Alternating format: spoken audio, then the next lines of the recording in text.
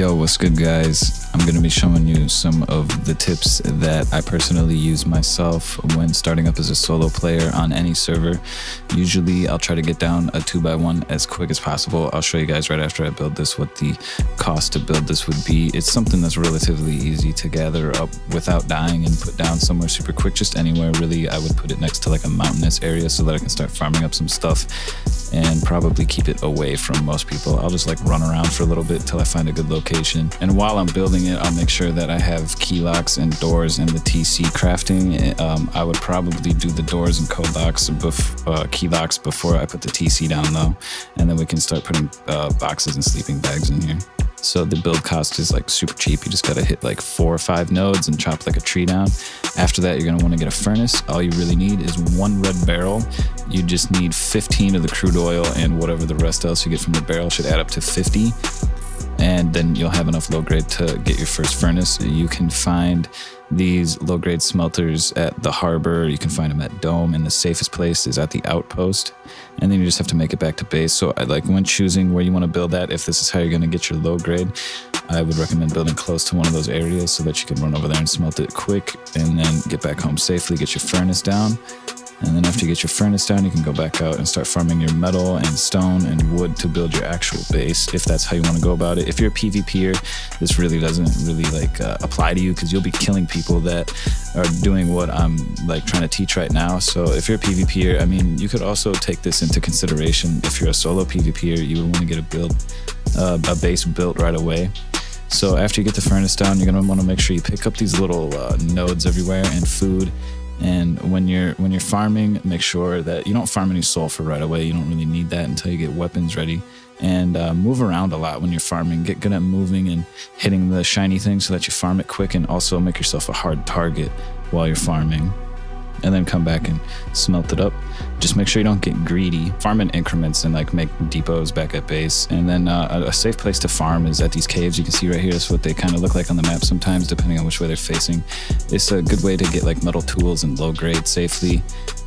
Like sometimes there'll be metal tools that spawn in here. And I mean, there's always low grade and things you can recycle, like recycle the binoculars for a gear. I would go all the way down first to check to see if there's a base, and if there is, then you're gonna have to proceed with caution, or like farm super fast and just run out and get as far away from here as you possibly can if you hear somebody. Another place to like farm components and possibly get guns and metal tools is these things. Like you see, I just found a water pipe randomly. This is a vanilla server, by the way. So this is vanilla loot, and you can see that they look like this on the minimap. There's a bunch of them everywhere. It's just like walls outlined in a square or a circle.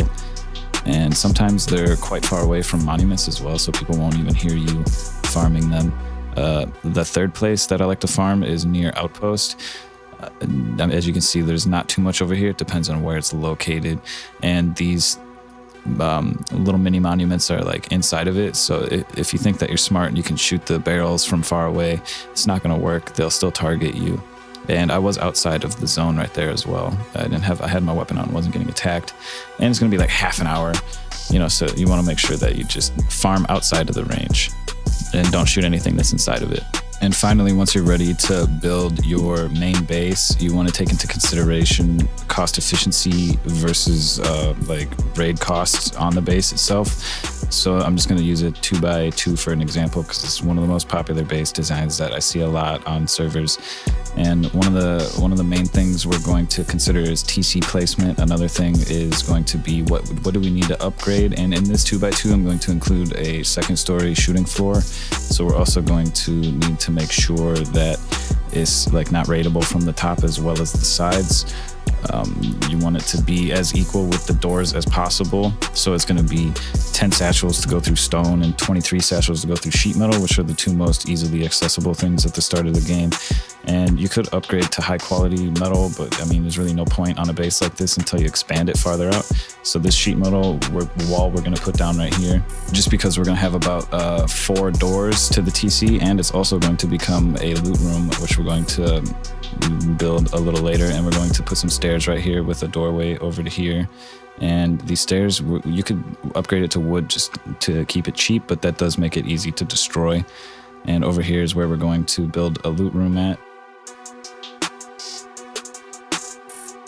And And of course, we're going to upgrade this to sheet metal because it's where all of our loot is going to be. So we want it to be as protected as possible, but it also does give away where the loot might be. So we're going to protect our TC and upgrade the ceilings. And also later on, I'm going to like upgrade the walls on the other side of this just to make it a little more difficult for people to see where it is. And as you can see right now, the build cost is really super cheap considering that it's a very minimum 23 satchels to our main loot and to our TC. We could also put another quarter wall up here if we want to use a research table glitch, and then it would be like over 46 satchels to get TC and loot if they go through the walls on the outside.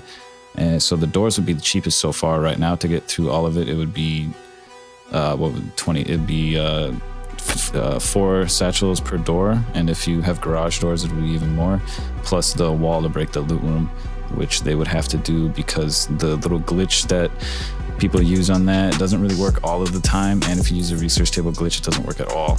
We're going to upgrade the floors just for some added protection because we want it to look symmetrical from the outside at the very least, you know what I mean? We're not upgrading the front of this to sheet metal right away, but I would recommend doing it eventually if you're going to expand with honeycomb on the outside. So we're going to start building the second floor right now, where I'm going to put some windows down and some regular walls to just have some places to hide in case I'm getting wrecked. And I just want to be able to like scoot over a little bit real quick to get it out of the way. So not everything is going to be a window. And then we're just going to upgrade this to stone or whatever you have the most of. The metal frags are stone, but I recommend using stone. It just makes you look broke, because stone is like more abundant than metal frags are. And if you don't play all of the time and you're not online a lot, you want to make sure that your base like doesn't look like it's worth raiding, or you want to make it so good that it looks like you're not going to profit off of it. Another thing to consider if you're going to be building a shooting floor though is not to use these wooden things, because people will always find a way to get up here and they can just hatchet it out. You're going to want to have an embrasure or this metal bar window so that it's at least, you know, 500 HP into your windows, which is the same as the stone wall.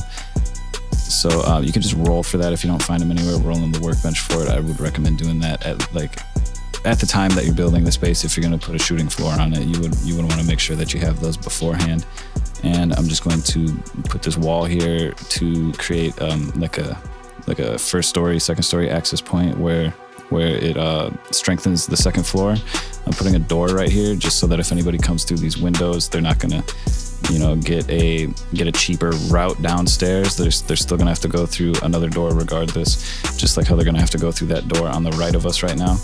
And then either path that they choose, they're still gonna have to go through the garage door. So that's why we're putting down a double door on that side and a single door right here. And we're just doing a single door over here so that we have some mobility over there instead of putting another door over there. Like, we don't necessarily need a ton of doors on top of that sheet metal, because the sheet metal protects, you know, protects it better than the other side, which is why we put a couple more doors on that side, unless you're just going to upgrade everything to sheet metal.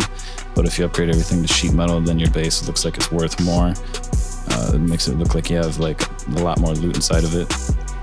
And then I'm upgrading this to sheet metal over here just because, a little bit of added protection, just because we have more doors over here now, mostly. So that we want to protect our second story access point so that people don't get like a easy pathway to our entire base. And this is what the build cost is for this base, which is like pretty much over 40 satchels to raid, maybe under maybe 30 to 40 satchels. And so I'm going to show you another design.